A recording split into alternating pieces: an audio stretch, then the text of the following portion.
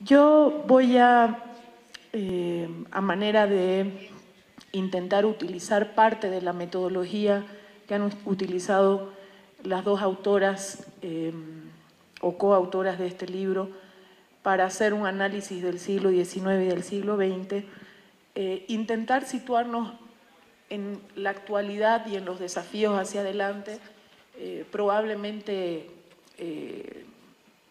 temas como el último, que tiene que ver más con la representación y con la iconografía, no lo puedo hacer en una exposición y requerirá una tarea mucho más minuciosa. Yo simplemente voy a intentar utilizar algunas de las líneas que ellas han utilizado para esta intervención.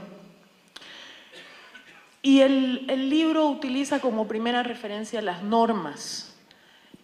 Como asambleísta nacional, habiendo sido senadora y diputada, me ha tocado vivir de manera directa un relacionamiento muy estrecho con la construcción de normas, el debate de normas y los avances que esas normas han implicado para el ámbito de los derechos de las mujeres.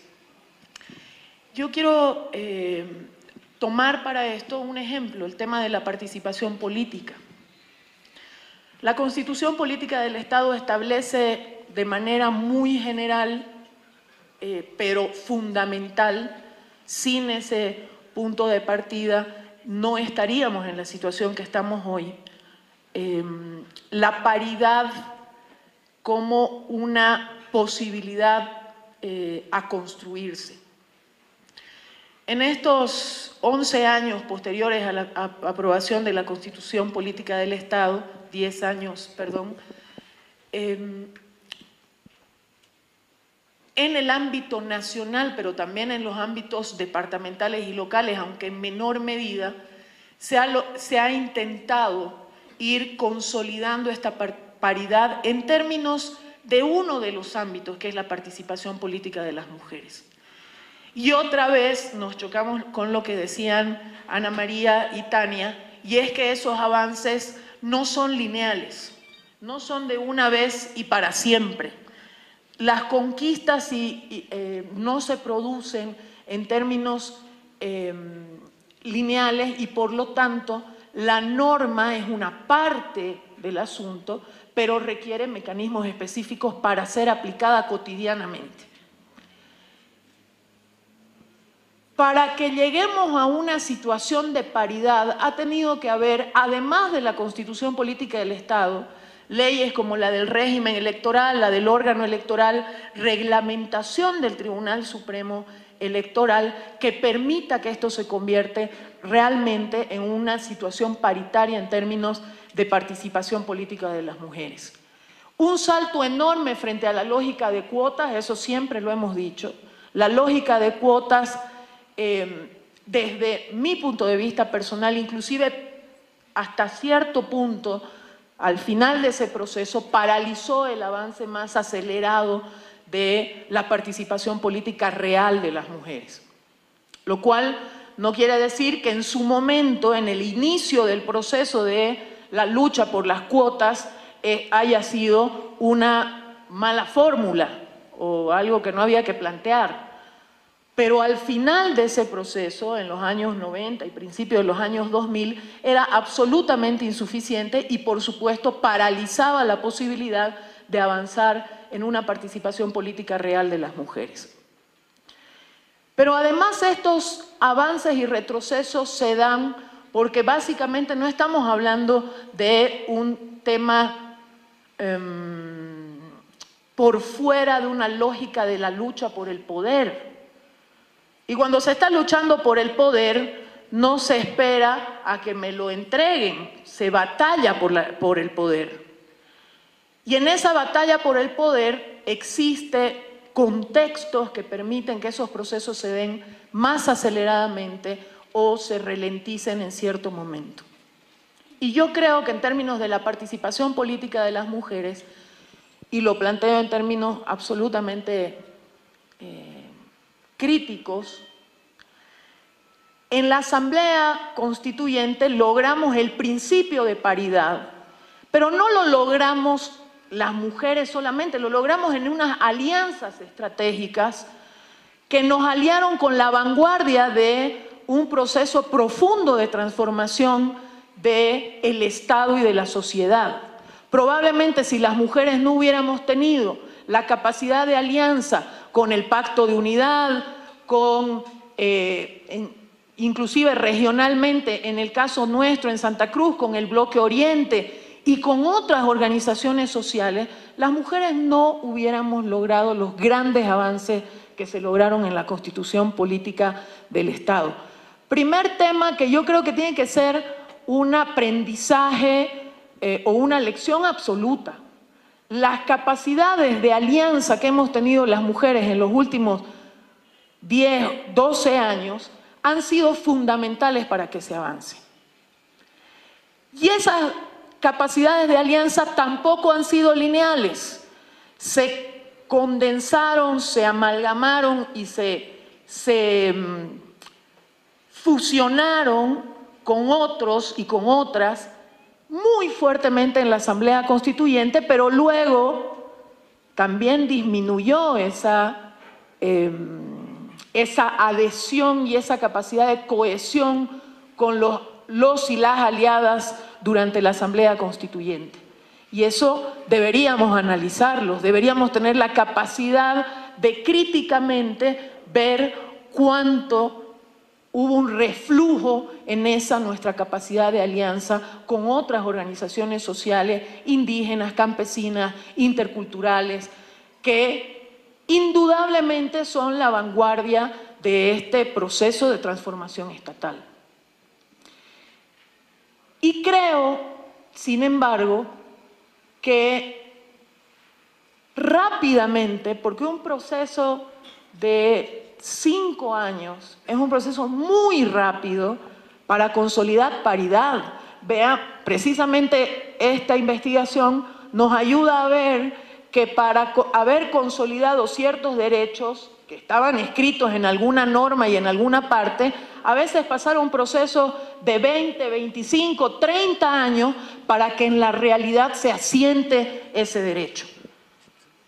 El proceso paritario fue un proceso muy cortito en términos de participación política. No voy a abarcar todo el resto de lo que implica paridad, porque paridad no es solo que participemos paritariamente en elecciones o que seamos autoridades de manera paritaria. También hay una enorme cantidad de ámbitos de la realidad en las cuales la paridad deberíamos intentar que opere. Pero voy a hablar solo de participación política.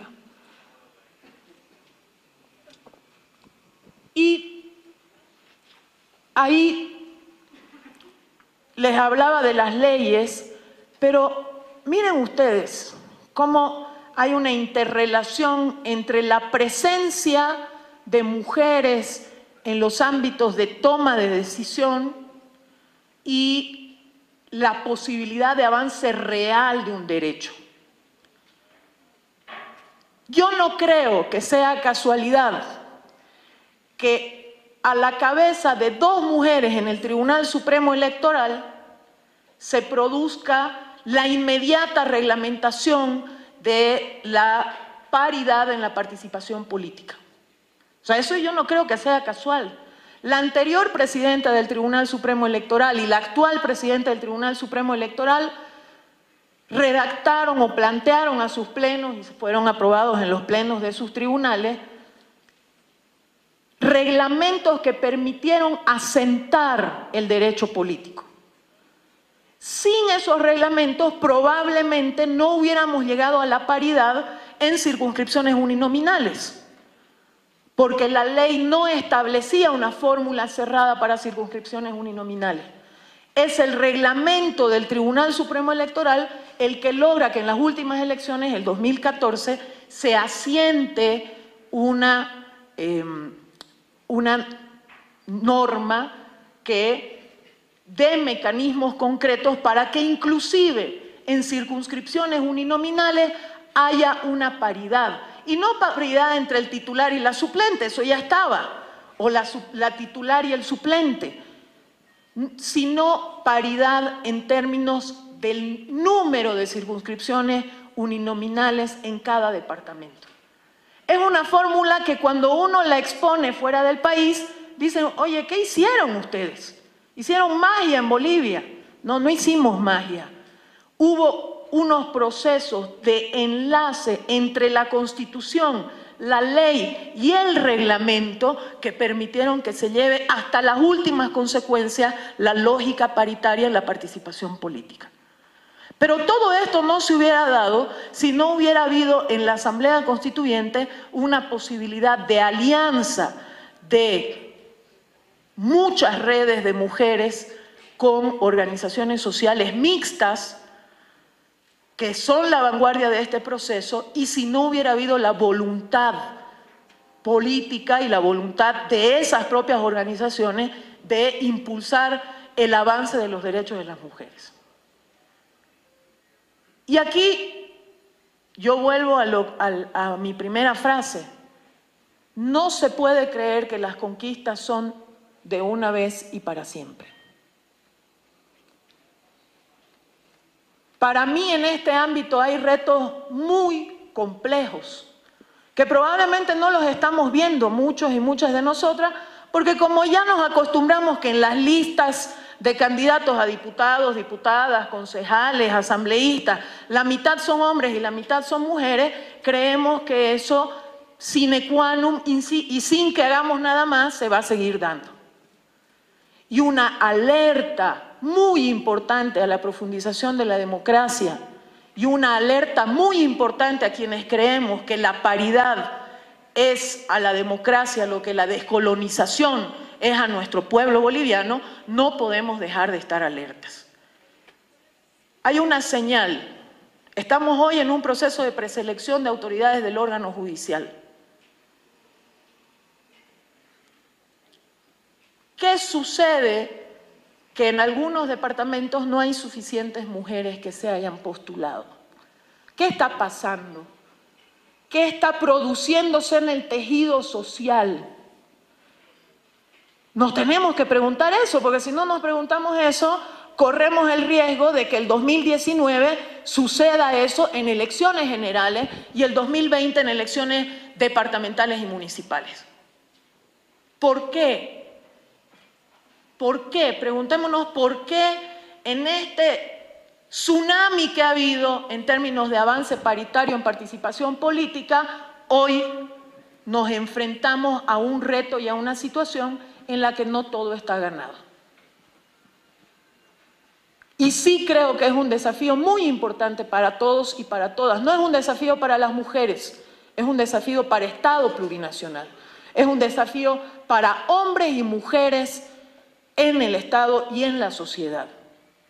Yo me atrevo a intentar un par de hipótesis. Yo creo que el tejido social no estaba lo suficientemente preparado como para este tsunami que fue muy rápido, muy corto como proceso. Es como la piel. Todos los días vamos... Permítanme poner un ejemplo de médica para que se note alguna vez que soy médica y no soy abogada. Es como la piel. Todos los días perdemos células de la piel. Se van cayendo cuando nos bañamos, etc.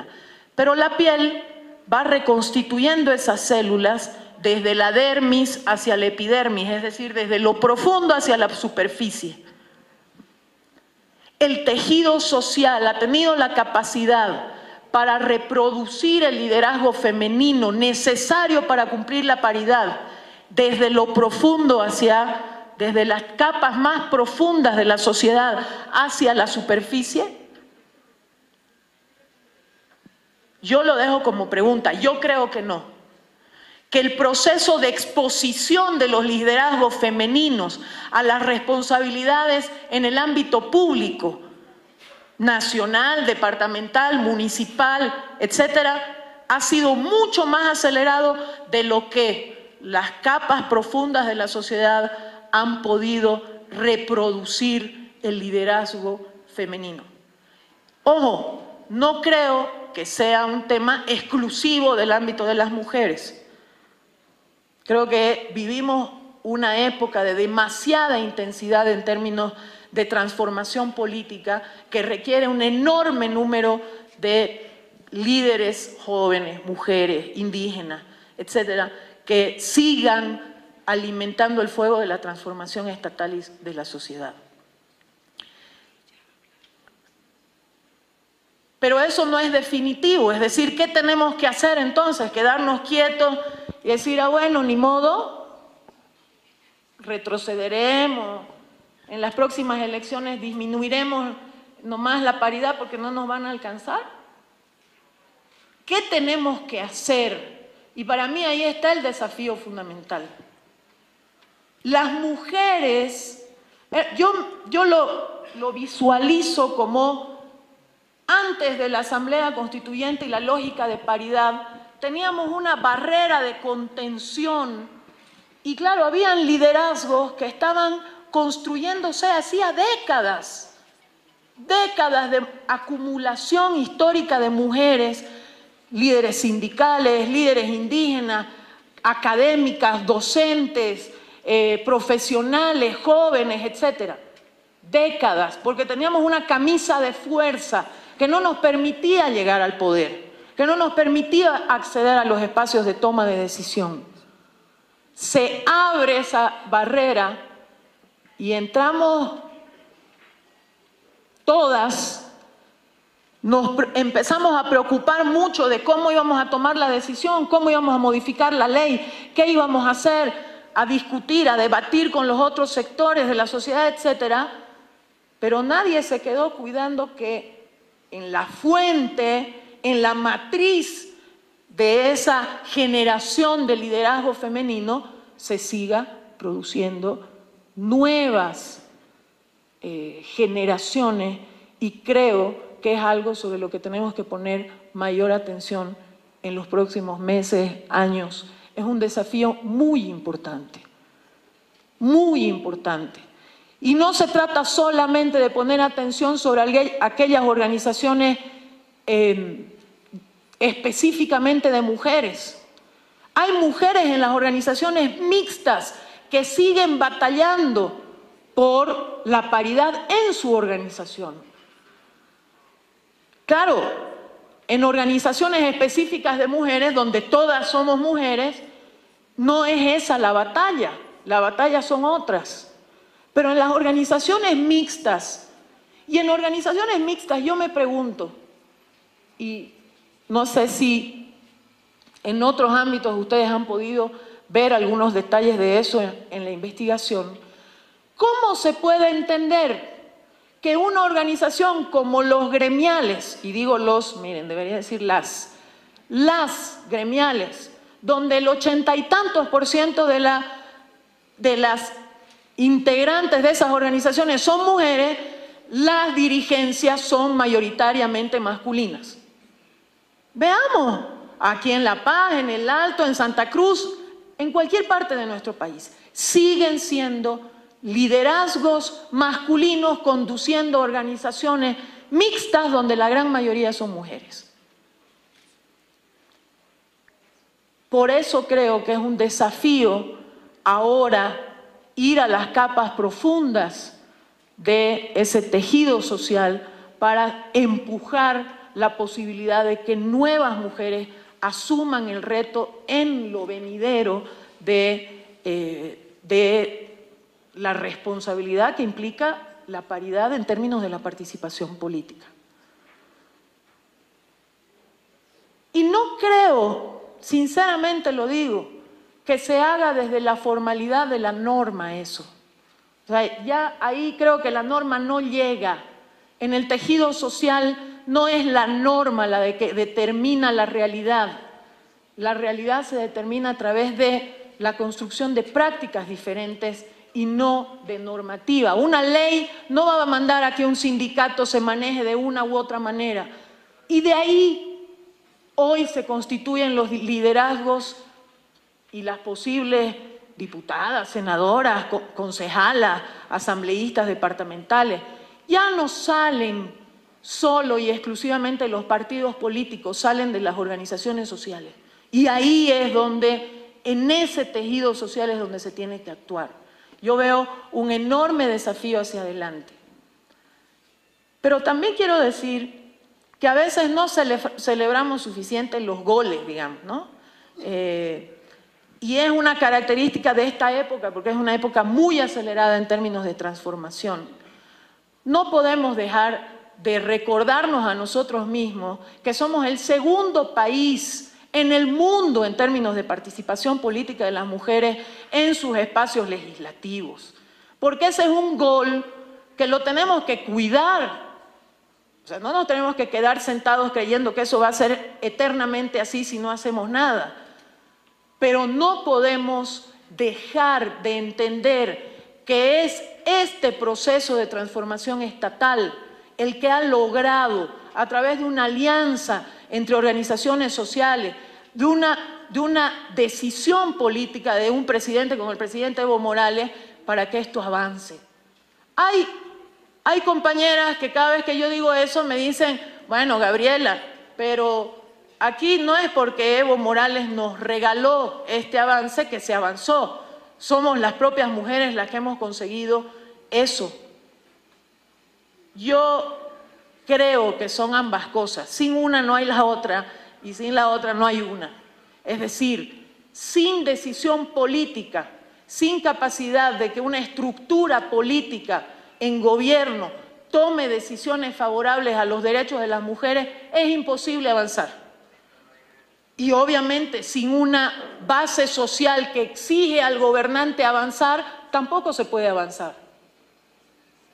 Pero creerse que, como se dijo, desde los años 50 hasta los años 80 hubo casi una paralización de la agenda en términos de avances de los derechos de las mujeres, ¿eso es porque no hubo mujeres que estaban luchando?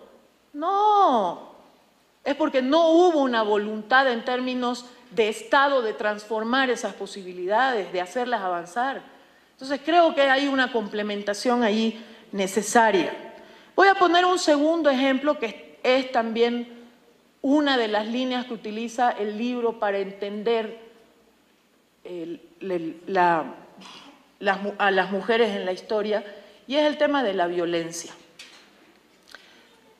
En los años 90, 80, 90, el concepto de violencia, y por eso se llamó así, era el concepto de violencia doméstica, ¿no?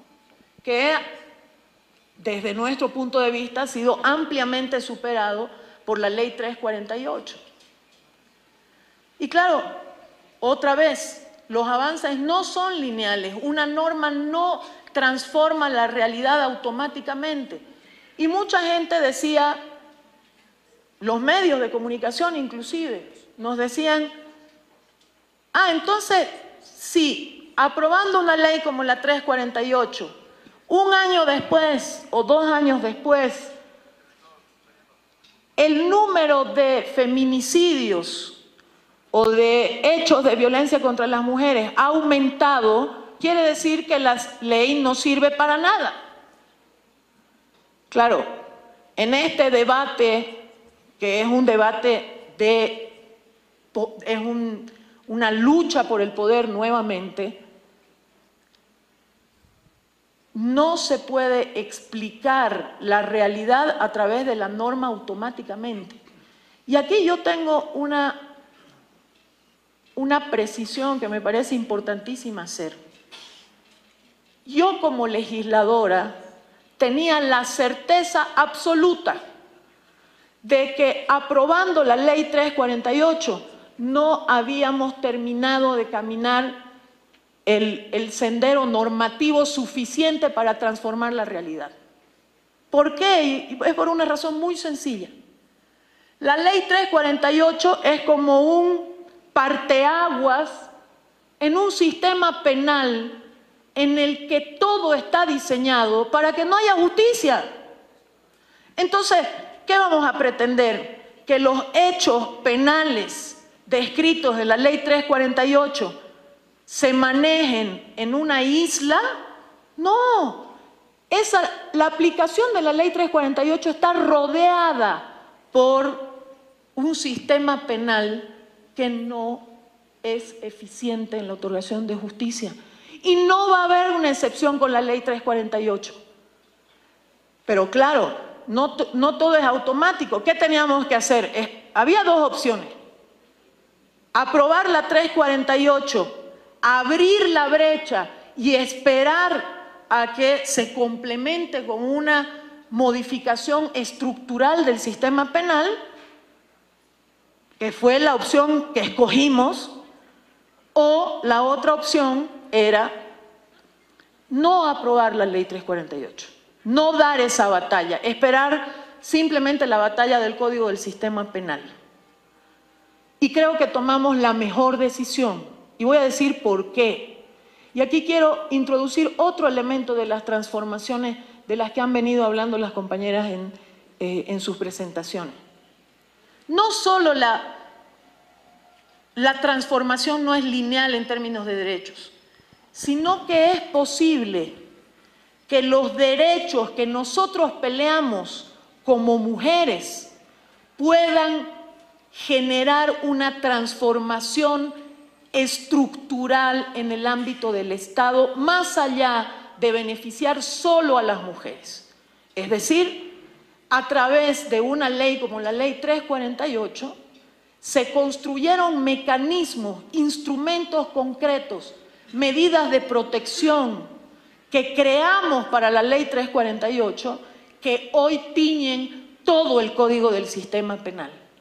Y entonces, un tema que había transformado una ley como la Ley 348 de violencia doméstica a una lógica de lucha contra la violencia integral, ahora transforma todo el sistema penal en beneficio ya no solo de las mujeres, sino de hombres, mujeres, personas de las diversidades sexuales y niños, niñas, adolescentes. Es decir, transforma una mirada general de la aplicación del sistema penal y de la justicia en nuestro país.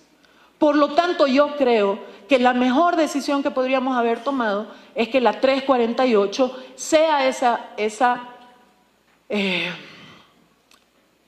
parteaguas que permite hoy que, por ejemplo, voy a poner un ejemplo, una medida de protección que estaba diseñado para una mujer víctima de violencia, que permite que no la dejen fuera de su domicilio y no pueda entrar a sacar sus cosas, porque muchos maridos violentos cierran la casa y encima la mujer con sus hijos queda en la calle. Esa medida de protección que había sido pensada para aquellos delitos solo de las mujeres, hoy tiñe todo el Código del Sistema Penal. Y por lo tanto, entonces, cuando aprobemos el Código del Sistema Penal, la Ley 348 no va a ser una isla en medio de un sistema incapaz de dar justicia, sino que va a haber abierto un paraguas para que todo ese código debe ser uno de los códigos del sistema penal más avanzados en términos de transversalización de los derechos de las mujeres que haya en la región y en el mundo. No tengo ninguna duda, porque hemos visto legislación comparada, etc. Por lo tanto, no solo que los avances no son lineales, sino que avanzamos, retrocedemos, tomamos fuerza, seguimos avanzando, sino que la lucha por los derechos de las mujeres puede, además, y lo ha hecho durante toda la historia, y lo demuestran muchos de los datos que da este libro, que transforman la sociedad en su conjunto y cambian la vida de los y las bolivianas, y no solo de las mujeres. Por eso creo que la lucha de las mujeres definitivamente no es una lucha solo por nuestros derechos. La lucha de las mujeres es una lucha por transformar una sociedad y atacar uno de los núcleos más duros, como es el patriarcado al interior de una sociedad que no solo ha tenido como centro el patriarcado, sino que ha tenido como centro la injusticia, como centro la discriminación contra los pueblos indígenas, y la lucha por cada uno de los derechos de las mujeres ha permitido que se avance en todos estos otros ámbitos, y por lo tanto nos tenemos que sentir orgullosas de todo lo que hemos caminado, orgullosos de todo lo que hemos caminado como pueblo y como Estado. Yo creo que en ninguna otra etapa de la historia de nuestro país, y lo vuelvo a reafirmar leyendo este libro antes de la presentación, se ha avanzado tanto en términos de derechos para las mujeres como en estos últimos 10, 12 años, y por lo tanto ser celosas y celosos vigilantes de que estos desafíos de los que estamos hablando hacia adelante puedan ser cumplidos como lo soñamos y puedan ser consolidados no solo para esta generación, sino para las generaciones que vienen. Muchísimas gracias a todas.